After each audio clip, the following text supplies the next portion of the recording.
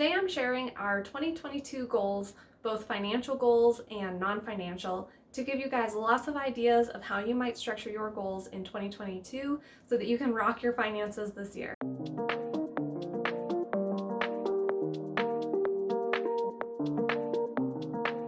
Welcome back to FinanceRox, where I share tips from my journey from full financial shit show to complete financial badass. My husband and I paid off $49,000 worth of debt. We saved up a full emergency fund of $21,000. We bought our $210,000 house in cash and are working towards our goal of financial independence. Financial stress is the thing I hate more than anything else. So I want to help you guys pay off debt and save that full emergency fund and get to the place where you can feel confident and even joyfully manage your money. For this video, I'm going to go over my non-financial goals first, but I did include in the description below the timestamps, so you'll be able to skip ahead if you prefer to just check out the financial goals section. I did want to include them just to give you plenty of ideas on how to set goals. I really put a lot of effort into making sure that my goals are specific, measurable, attainable, realistic, and then time-bound as well. So SMART goals, if you're familiar with that acronym. So wanted to give you lots of examples. I'm excited for the new year. I have a lot of fun and interesting things planned coming up, so I'm excited to share those with you now. Here are each of the categories that I listed goals in. Now you can pick whatever categories you want. I find that a lot of people do have unique categories to them or slightly different ones, but I have health goals, home and environment goals, fun goals, education goals, productivity goals, my financial goals, and then career goals as well. Every year I pick one of these categories to be my main focus for the year. I've had mostly financial years. I've done a couple of health years. I did one that was specifically for community and relationships. I think that it's better to focus on one area, build habits in that area, so that way going forward I don't have to think about that area as much. I can kind of put it on autopilot and then direct my focus to other things instead of trying to do a little bit of progress in every area, which can feel overwhelming and can make it feel like you're not making a lot of progress. So that's why I really like to pick one area every year that's the main area. It's going to be a health year for me because diet and exercise have really fallen off in the last 2 years. Get into the health as wealth frame of mind and kind of work to reset my habits, refocus on that area to get it back on track. Now that doesn't mean I'm going to let the other areas of life slide. It might mean that a little bit, but like I said, if you create the habits in 1 year, it's like you're pushing it up and it might slowly slide back down a little bit, but by focusing on one, you make more progress in that one, and it tends to sustain itself better the following years. That's why I focus on one category more than others. So for health, the main intention for this inside of the health category is going to be core strength. Now, I think that this was the main reason I struggled with my handstand goal a few years ago. That was like the one thing I was working toward. I think core strength is going to be helpful, especially I've had some like back and neck pain as well. I sit a lot. Health goal number 1 is to increase my plank time by 30 seconds. I did just do last night a little core strength test. So I did some sit-ups, counted how many I could do in a minute. I did plank to exhaustion, so seeing how long I can hold it. So that way I can track progress going forward throughout the year and make sure that I'm improving. I did a 58-second plank, and I looked up that the average for like a college-aged woman is like a minute 30. A minute 30, I think that would be a good goal for me for plank time. Kind of just a tip on goal setting here is that it's good to have goals that you can measure. There's a quote by Peter Drucker that says, "What gets measured gets managed." So the things that we are able to track and keep statistics on, we tend to keep our focus on them as well. So I'm going to do a quarterly test. Health goal number 2 is going to be to do a yoga retreat. I'm excited about this because my mother-in-law already purchased tickets for myself, my husband, and her to go and do a yoga retreat together. That'll be in, I think it was June, either June or July. So I have that as like a built-in milestone for like encouraging me to work on the core strength goal, because I would like to kind of improve my core stability for that. It's kind of both a milestone and a separate item to like track and make sure that I have that little bit of external accountability to make sure that I'm making progress on that goal. I might also try to find something to do in December, another like something I can sign up for or something where I have an accountability buddy. Health goal number 3 is going to be to set up a floor desk. Saw that you can set up like a little coffee table workstation. It's not as comfortable, which sounds bad, but it's actually a good thing because it forces you to readjust and move around a little bit more, and that little bit of movement helps you burn a few extra calories and helps prevent like that back pain of if you're just sitting sedentary for a long amount of time. So set up a floor desk workstation. I do already have a table for it, but it has books on it, so I need to get a bookcase for my husband's books, and then I'll be able to trim the legs a little bit because it's a little tall for me if I'm sitting flat on the ground in front of it. That'll be one of the DIY projects that I do. Okay, the next category is relationship goals, and for this I just included friends, family, and spouse. Goal number 1, hire a therapist. I've never done like therapy or counseling or anything. I think it would be good to do because I do struggle with some of the relationships in my life. Goal number 2, have 2 real dates with my husband each month. So we do a pretty good job spending time together. We are playing chess together now, and we have played a few video games together. So I just want to make a little bit more effort to make it a little bit more special. Things like going for a couples massage, going out to dinner, just making it a little bit more special instead of just hanging out at the house all the time. Goal number 3 is to send out birthday cards. I wish I was the kind of person that sent out the birthday cards and it like got there by the time it was their birthday. I'm so bad about it. I have all the birthdays in my calendar, but I never remember to like 2 weeks before that to get a card and send it. So I really want to prioritize that this year. That's why I put it in the top 3. So I'll be working towards getting cards and sending them out. Okay, home and environment goals. So we decided in 2021 that we want to start living part of the year somewhere else, some other state. We were thinking possibly like Oregon would be a good one to do. So the very first thing I have is get the house ready to rent, swap, or sell. So minimizing the amount of stuff and clutter that we have, maintenance, and a lot of the house fix-up things that we have neglected over the past 7 years that we've lived here. I think that's going to take up most of my time this next summer, trying to get everything in order and then potentially do a month somewhere else in the fall. Goal number 2, count every item we own. So this has good synergy with that first goal. I heard a statistic that the average American house has like 300,000 items in it. I want to see how many items we have. I have a lot of items, but a lot of them were inexpensive. I have been tracking as I got rid of things, so that way I can give like before and after the decluttering process. I just thought that was a really interesting statistic, and I want to go through and say gifted, thrifted, purchased. So putting each of the items in one of those categories and then figuring out, how much is all of our crap worth. I think that would be interesting. So for everything that we purchased, I can go in and do a quick estimation of how much we paid for it. I know that's nerdy, but I want to be more minimal and be more mindful about the number of things that I have. So I think that is going to help me to really think through if I'm really going to keep it or not, or, hopefully counting it will give me some extra motivation to just get rid of it. And the third top goal for home is to finish Paperpocalypse. So this is an ongoing goal that I've been working on, made really good progress on it this year. I got rid of several huge stacks of paper. I still have several huge stacks, like this one right here that just happened to be sitting on the floor. Someday I'm going to have a rule for myself that the floor is not for storing paper, but not today. Okay, the next section is fun goals. For goal number 1, I put do open mic 12 times to keep working on joke writing. I did a stand-up comedy writing class last year and did a few open mics. So I just want to keep working on that, keep refining some of the jokes I've already written and working on new content for like the creativity of it and just because it's fun and I like it. Fun goal number 2 is to do more arts and crafts. I have a hard time giving myself permission to do arts and crafts. It doesn't feel like a very productive thing to do with my time, even though I really enjoy it. So it's time to cut that out and make sure that I do at least one per month is what I put on my list. And I have a friend that likes to do crafts with me, so I can kind of get good synergy between that goal and the goal of like doing friend hangouts, hang out with people more often, real life people. And goal number 3 is an indoor surfing lesson.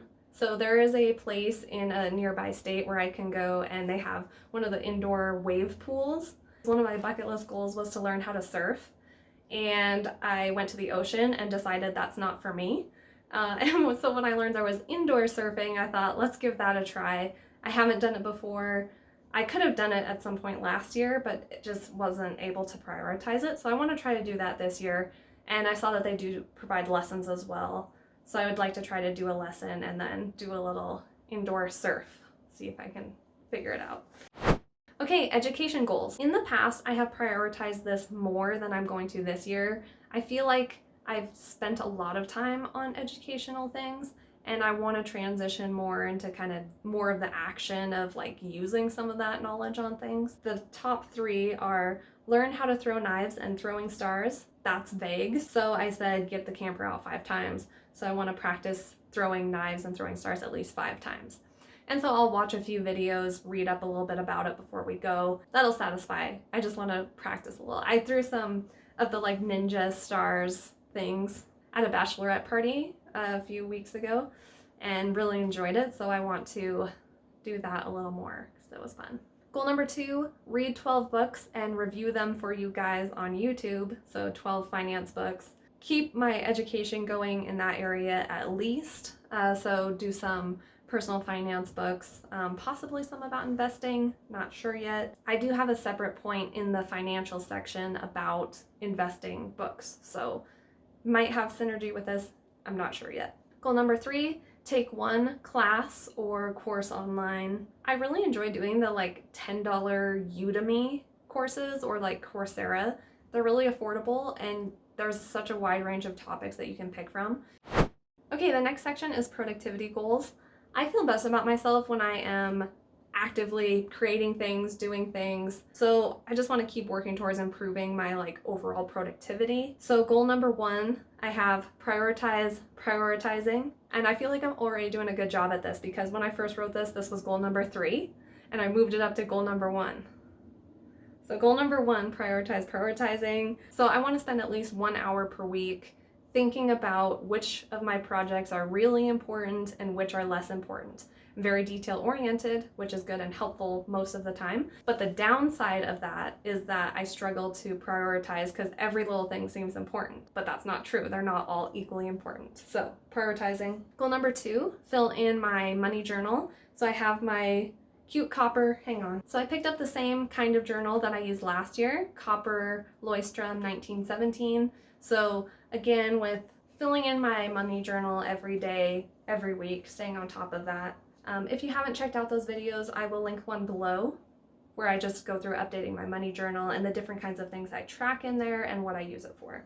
I only filled out about 60% of the one that I had for 2021. So I want to try to fill out the whole thing this time. I want to try to get to the end of that journal, which is part of the reason I picked the same one again. Goal number 3 is fill out index cards every day for a Zeitelkasten. I think that this is just German for slip box. So it's like using index cards as a way of taking notes and preserving ideas that you have for like content creation, things you want to do, things that you might want to revisit. So it's like a note-taking system. And I also have been using it to work on writing the book that I'm working on. So just filling out like one index card every day at least is the goal that I have there. Okay, financial goals. Okay, exciting. Favorite section. Okay, goal number 1. I mentioned this earlier, live 1 month in another state, probably Oregon. So getting our house prepared so that way we can like rent it out on VRBO or Airbnb or do a home swap, house exchange, whatever it's called. Just to kind of offset the cost of it. I have not calculated the cost that it will take to do this every year. So this will be like the first year I want to try it out, see what we can do, if we can monetize our house at all to help afford that month somewhere else. So we'll see. Goal number 2 is increase investing knowledge. I recently sold my first covered call. So the world of investing is vast and there's so much to learn and I want to know how to do all the things. This goal is just meant to keep me focused on learning new things about investing. So I think Probably I'm going to try 2 new types of investing, probably I bonds, which Jay Fairbrother, a friend of mine on YouTube here, he has a channel, introduced me to. I watched his video and learned about it there, so I want to give that a try. And then more about buying options, buying and selling options, since like I said, I just did my very first call. I don't even know the link. I don't even know the terminology yet. That's how bad I am with that kind of thing. So I don't know if these will ever become a part of my regular investing strategy. Like I said, I just like to know how things work. It's fun for me to learn how they work. Goal number 3, credit card rewards savings challenge. I want to try to limit my fund spending to only the money that comes in from rewards. So we earn some rewards on like cashback card, and then there's some other things that I do that you get cash back or rewards points for. So I want to see if I can limit my spending to just that. And the thing that I want to do with the money the most is like Airbnb writing retreats. This seems so frivolous, I know it is, but it just feels so special to me to like go and get an Airbnb and like spend a night out of the house. I don't know. We didn't do that much when I was a kid, like getting a hotel. So it seems especially fun, and then I've made it so that it's like fun but also productive time. So it's like a double whammy of awesomeness. And so like I've gone on a few writing retreats this year, and I want to try to use that money towards that, both to kind of regulate it since it is expensive. So I want to make sure that I'm not just going hog wild, getting Airbnbs all the time to go and eat tuna packets by myself while I write a book. So, I don't know. I know my husband thinks it's very weird. So then I am going to track in my money journal how many dollars we make in rewards, which I've mostly set those up, so I feel like it's my money to spend. So tracking how much we earn in rewards, and then tracking how much I'm spending on fun personal things. Right now my husband and I don't have a system for tracking our fun personal spending. We just kind of try to make it about approximately equal between the two of us. I think that this might be a way to kind of give myself permission to do some of those fun, frivolous things that I want to do, and still feel good about it and still feel like it's fair. We'll see. Okay, and then our other financial goals. Save $70,000 for a down payment on our next property, whether that is our next house or a rental. We have $46,219 currently, so 24,000-ish. 23,000-ish more dollars we need to save. I'll talk about that more in future videos, since that's kind of just any excess money that we have, we're setting aside towards that right now as just our top savings goal. The next one is to exceed $8,720 for gifts and donations. Kind of the long-term intention of this goal is to be more generous every year. So 8,720, that's how much we gave away this year. I also decided I'm going to stop including our gifts and donations in like our annual spending numbers. I don't want to discourage us from being generous. I want to try to do it more. And so having that fit into our like $40,000 per year goal of like just keeping our spending reasonable, I'd like to do that separately, and then we can just like flex that up and down if we ever do decide to stop working. If our investments do well, we can give more. If not, we can be more flexible with that. But for now, since husband is still working and I still have side income, the next one is to churn our emergency fund twice to make extra money on bonuses. And this was based on the interview that I did here on this channel with Andrew Lopez, where he talked about using your emergency funds to churn through banks. So, you know, if you sign up for a new bank account, a lot of the times they'll be like, if you put in $2,000 and have it in there for 3 months, we'll give you a $200 bonus. So you can actually get a pretty good return on that money if you put your emergency fund into this bank account for a few months and fulfill it, get the bonus, and then close that account and move it to another account, and you leave it in there, let it soak for a bit, and then you get the bonus at that bank as well. So I'd like to churn our bank account or churn our emergency fund a few times throughout the year, just to make sure, since we do have a big emergency fund, since financial security is the most important thing to me, so we have a big emergency fund, I want to make sure that that money is still as optimized as possible, still earning some money, since it's not invested, but The next goal is to recreate our financial history from 2005 to 2018. This is our pre-Mint years, before I was using Mint.com to track our spending. So this data went onto an old computer that I no longer have, but I do have our tax forms, check stubs, a lot of invoices in those piles of paperwork.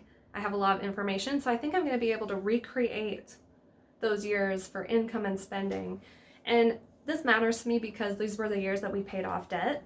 So I want to be able to say, okay, when we were paying off debt, here's how much we earned, here's how much we spent. The next one is to try out the Japanese Kakaibo money management system. I don't know if that's how you, it's basically categorizing your spending based on what is your needs and what is your wants, and then you track the proportions of how much you're spending on each. So my grandma actually told me about this, and I thought it'd be fun to try out. So the next is to do a no-buy year for a few categories. Crafting supplies, got a lot of them, and office supplies, I've got a lot of them. Now the only exception I will set for this no-buy year is that I can replace anything that I already have. So if I have a pack of pens and they all dry up and are dead, then I'm allowed to replace those pens. But otherwise, I'm not gonna buy anything. I have plenty of stuff, I need to use it up. I'm also gonna do this in one other category, and I decided after I printed this out, but I'm gonna also do this with clothes. So again, if there's something that I wanna replace, I can replace it. I usually try to buy clothes secondhand. It's not a huge cost to replacing those, but I'm trying to downsize things. I don't need to be buying new clothes, bringing in more items. So I am going to allow myself to replace anything that I pit out, which is, I go through a lot of shirts, people. Replacing any old shirts, I'm fine with that, but not increasing the number overall. So no buy year for crafting supplies, office supplies, and clothes. And you should, if you type this into the YouTube search, you'll find a lot of different videos on how to do a no buy year. This is the first time I've ever tried any bit of it. Now I've done like, you broke, you're not spending money, that kind of thing. But I haven't like done it as like for a full year. I'll do like a no spend challenge for a week where I say, oh, okay, I'm just not gonna spend any money. That's kind of the extent that I've done. I haven't done it for a full year, so I'm excited to give that a try and see if I'm able to do it. I think I can. The next one is to have 200 no spend days in 2022. We had 187 no spend days in 2021. The very first year I tracked this, we only had 70 no spend days. So we've really increased our bulk shopping, which I think is good. The less often you go, the less opportunities for impulse spending, and kind of just the more in control I feel over our spending and our finances. So I really like doing no spend challenges. In order to hit the 200 days, I plan to do those weekly challenges like once a month, and then also the last 2 days of every month, I try not to spend any money, just so that way the transactions that are pending have time to clear. So that way when I do our financial review on the last day, I can kind of get started on it right at the last day and not have to wait until December 5th before the transactions have cleared and everything. The next one goes along with that, and it's to have 6 no spend treat yourself days. So I like to do this, I don't spend any money, it's a no spend day, but I try to make it as like luxurious and relaxing as possible. So it's like no working unless it's really fun and I'm okay with it. I'll do like DIY facial, so like bananas and oatmeal and coffee grounds kind of thing. Reading, using like our nice like teacups and having like a little, I don't know. We have like a cool like Chinese tea set that we very rarely use, so pulling that out. But yeah, I make it like a home spa experience basically. So yeah, I want to do 6 of those this year, and I want to try to record some vlog style. I can't remember if I had recorded one before, but I don't know if I ever actually edited the videos and uploaded them. So anyway, I want to share those on here as well. The next one is design and complete a month-long FIRE challenge. So financial independence, retire early. I don't know exactly what all this will entail, but I think it's a cool idea. And if you're a fellow YouTuber, message me and let me know if you're interested in doing this. I might try to do like hit the $2 per meal per person frugal eating rule of thumb. So $2 per meal per person. It might include like no spend days. It might include flipping an item. Not sure yet, but I think that that would be a fun thing to do and kind of like just support my other financial goals. The next is the quarterly writing retreats that I talked about earlier. I call them workcations as well, like work and vacation. So I'm hoping that my rewards points or rewards cash back that I earn will be enough to cover this. So it kind of is dependent on that other goal. The next one is 401k rollover. I procrastinated this in 2021 and 2020. So this year it's boring and I'm not that excited about doing it, but I need to do it. The next one is to redo our will after we hit financial independence. So like estate planning. We did a quick and dirty one on the internet a few years ago just because we were doing a big international flight. I'd like to tweak what we did initially, so I need to get with a lawyer and get that done. Boring. The next one is track net worth and savings rate monthly. This is an ongoing goal. And then I didn't write this down, but every year we do our IRA contributions. At this point, it's like I expect us to do it, contribute to my husband's 401k, so I didn't set specific goals for those. Also, if you're new to the channel, we are debt-free, so I don't have any goals about paying off debt. But if you are setting your own goals, remember to set a dollar amount for that. And I do encourage you, instead of just setting a dollar amount, like I want to save $1,000 per month towards emergency fund, or I want to pay off an extra $500 per month of debt, I encourage you to get more specific with the goals. Like go beyond that and ask yourself, how are you going to actually save that money? Because the problem with money and finances is that it is intangible. What does it mean to save $100? Like, what does that mean? It's hard to put that into anything that makes sense. So instead of doing that, I like to say, I'm going to dine out one less time per month. That'll save, $50 per month. I'm going to make my own cleaning chemicals. I'm going to DIY cleaning chemicals. It can be hard to know if those action-oriented goals are going to drive you to that result goal that you want, that $100 outcome, that $1,000 outcome.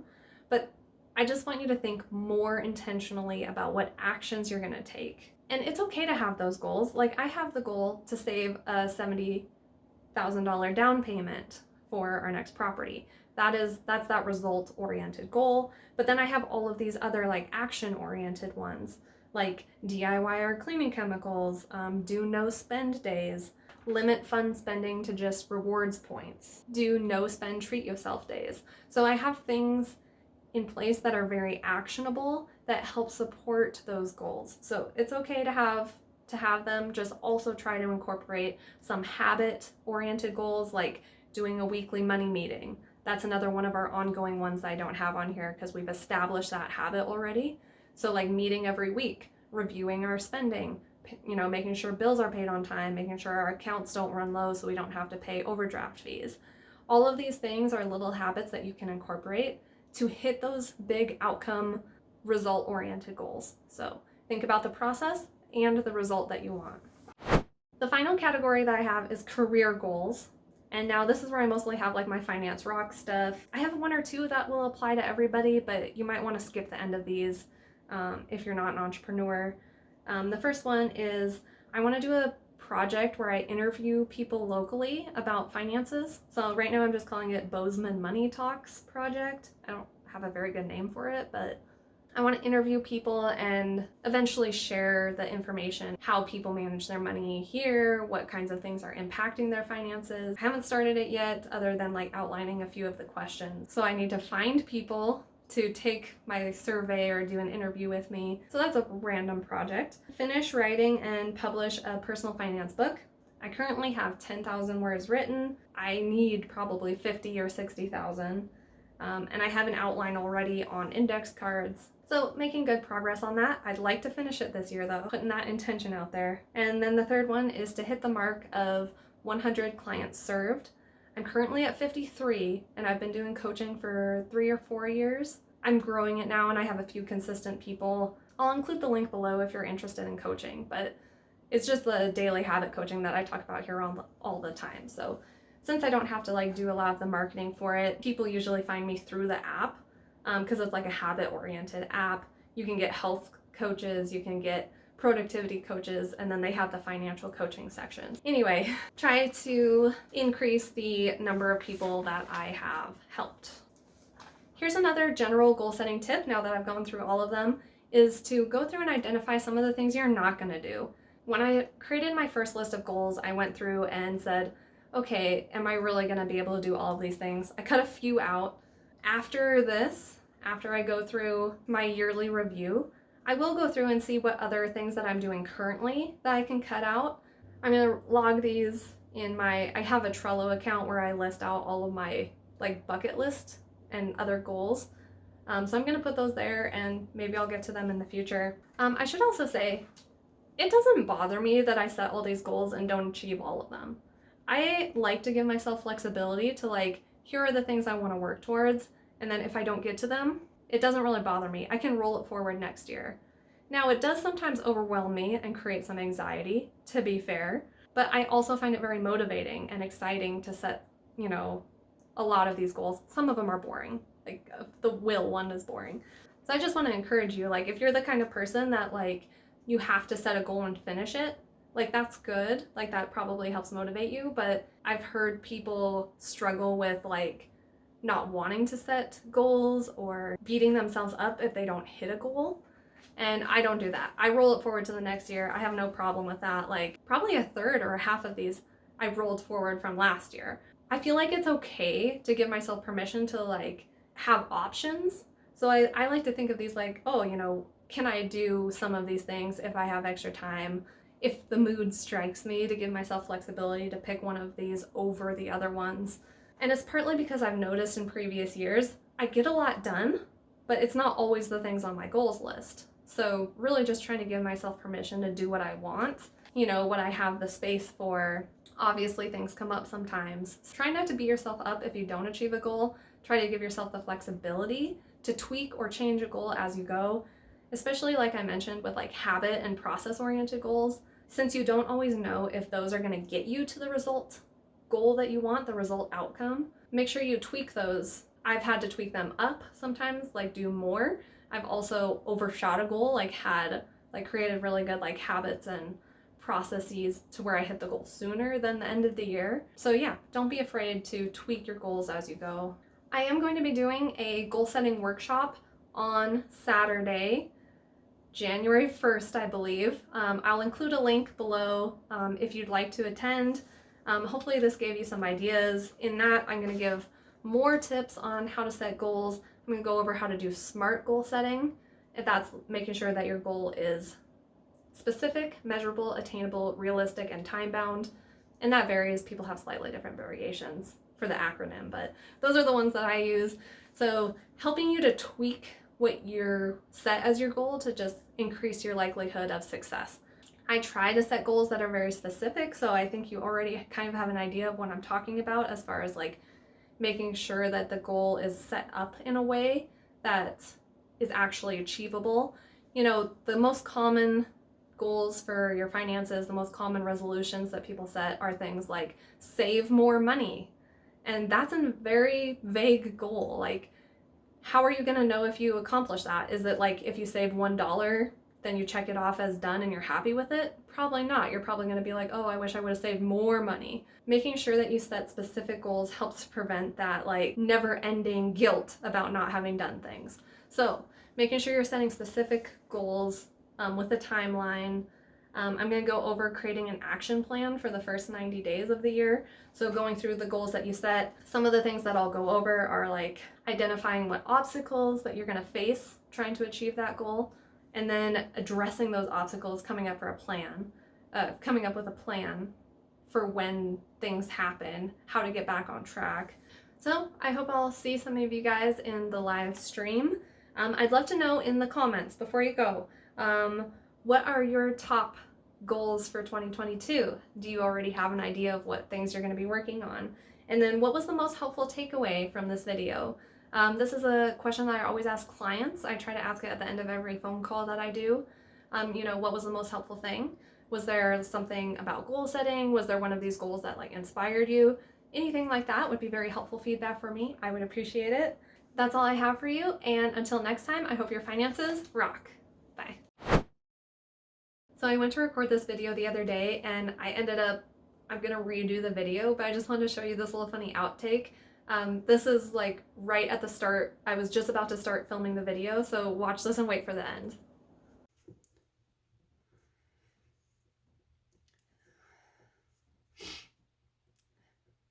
Oh, oh my gosh.